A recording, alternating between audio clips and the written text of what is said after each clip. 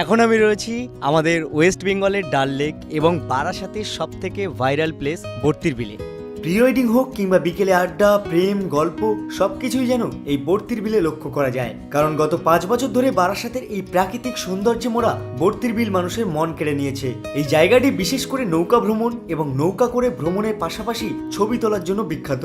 তাছাড়া ভোরবেলার সূর্যোদয় এবং বিকেলবেলার সূর্যাস্ত দারুণ উপভোগ করা যায়। সোশ্যাল মিডিয়ার দৌলতে 2020 সালের আগস্ট মাসে এই জায়গাটি ভাইরাল হয়েছিল এবং তারপর থেকেই বিভিন্ন ফটোগ্রাফার, ভিডিওগ্রাফার, ব্লগার সকলের জন্য আরো বেশি পরিমাণে জায়গাটির প্রচার চারিপাশে ছড়িয়ে গেছে।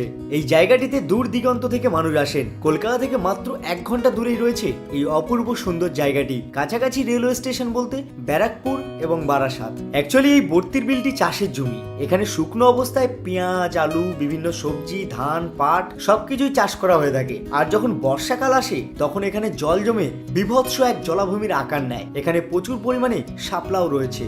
যেদিন থেকেই এই জায়গাটি সোশ্যাল মিডিয়ায় ভাইরাল হয়েছে সেদিন থেকেই এই বর্তির বিল একটি ছোটখাটো টুরিস্ট স্পটে পরিণত হয়েছে।